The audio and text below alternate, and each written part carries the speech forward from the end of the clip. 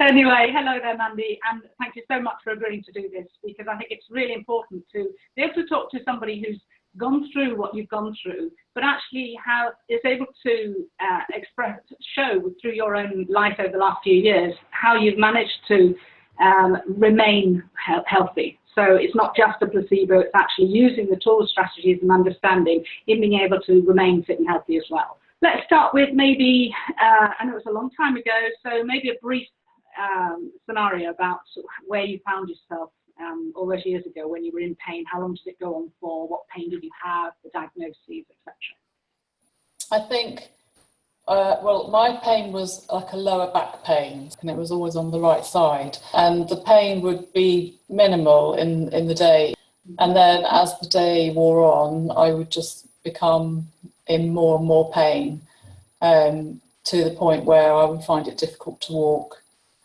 So it was really, really debilitating. And it sort of started with, maybe 1 week I had a dodgy episode, and then I might not have anything for a couple of weeks, and then it might sort of flare up again. Yeah, so over time, it just became a daily occurrence. Have you actually had an accident or done anything to cause it, or did it just sort of come on insidiously? Well, one thing, so I've had a spinal fusion when I was 17, because I've got scoliosis, so I am fused in my vertebrae from T2 to L2, and I have 2 Harrington rods either side of my spine. So I've always been told, be careful what you lift, you're not like other people, you've got to take care. I'm always aware of my back because it limits my movement.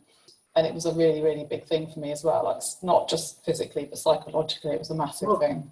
Absolutely, yes. A couple of years before my TMS pain started, I pushed a really heavy sofa, and as I pushed it, I felt something go in my lower back, and I thought I'd like put out a disc or something. And then, in fact, the pain was so severe that I went deaf for 5 or 10 minutes. So I could see my partner talking to me. I couldn't hear him. Wow. And I didn't know what was going on. I actually couldn't move. I was stuck in the position of bending over the sofa. And he called an ambulance, and then my hearing returned, and I went to hospital, and they gave me some injections and painkillers, and then I sort of said, I thought maybe I'd slipped a disc, and they sort of said, oh no, you haven't got any discs left, ha ha ha. And I was like, oh, okay. Of course I have, but I was too kind of out of it really to and it took quite a long time to rehabilitate myself, sort of, several weeks.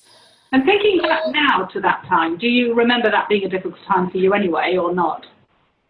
It was a difficult time. My relationship was breaking down. I've been in a relationship for about 8 or 9 years. So that could have been played a part as well then.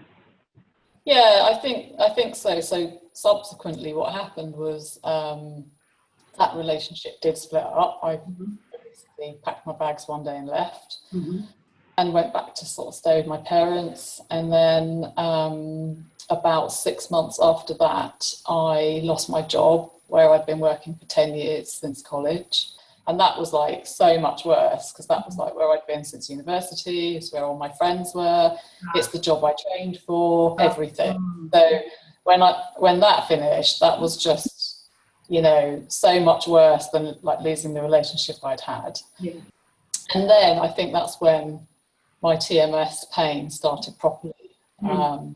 Obviously, in hindsight, that's that's the timeline, but I didn't realise it at the time.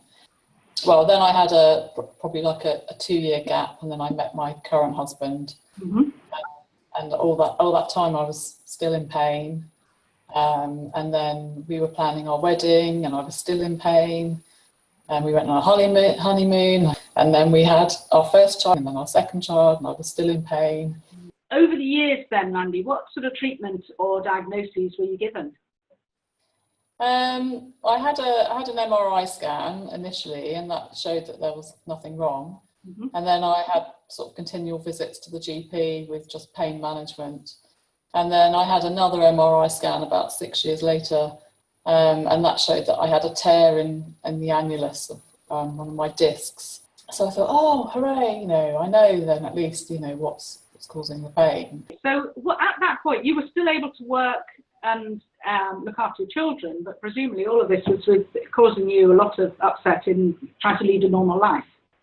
Yes, I'd often have days off work because of my back pain, and that looking after the children was really, really difficult because I couldn't pick them up. I couldn't look after them properly. So how did you come across Dr Sarno's work? Well, I think that was in 2007 or 2008. Right. I was Googling back pain and I saw some reference to Sarno, which I then followed up on Amazon. So I read all his reviews and I thought, well, you know, there's something here, at least it's worth looking into. Yeah. What were your first thoughts when you read his first book? I just saw myself on every page. I was reading it in bed, nudging my husband, got the highlighter pen out. So I began a program myself of reading as much as I could. I found out about the TMS help forum, tried to find if there was a TMS doctor in the UK. Eventually I found Mark Atkinson. I went to see Mark Atkinson and he confirmed that I had TMS. Well, how long before you first began to really notice a difference? Maybe just within a few weeks I realised what was going on after reading Healing Back Pain. There was one day where me and my husband were going to go for a walk and we set off, and we'd had a conversation beforehand about whether I should wear the back brace that I used to wear. And I decided I wasn't going to wear it because it was just a crutch that I didn't need. And we set off across the fields, and quite quickly into the walk I got this really severe pain in my back and I started crying, and my husband said, hey, this is the TMS, you know, you've got to talk yourself out of it and you've got to keep going.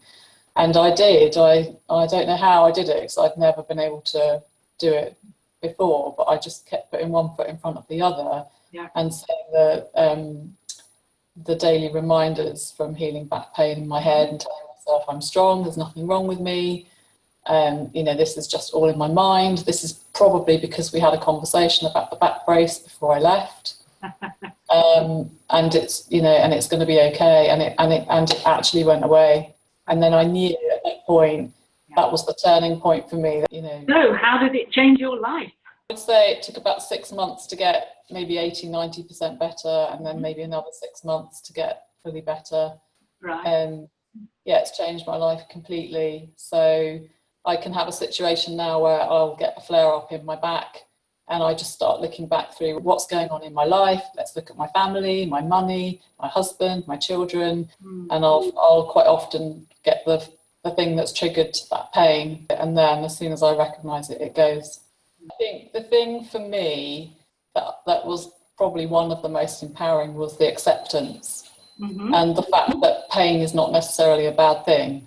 Yeah. Oftentimes I would find something and I would just say to myself, okay, you know, this is a message from your brain or your body telling you to recognise that and to, you know, do something about it. And I think for me, it's recognising, obviously I recognise my triggers. So just that process of doing that would be enough to get rid of the pain without even finding what was the emotional upset. Just being still and acknowledging how you're feeling. Yeah. Yeah. Now I know that you do quite a lot of activity now. In fact, I know you go ice skating. So for somebody who have Harrington rods in their back and been told they're not allowed to do anything, then that's fantastic. So you are really active. Yeah, I actually don't really know if I'm supposed to ice skate. Not, but I haven't asked that question. I've got up to quite a high level. I've got about 5 of my single jumps and various different types of spin. And also now I've got my dog. So I go out with my dog for at least an hour a day, which was completely unthinkable in the past. Right. Walking is good meditation time. Absolutely, absolutely.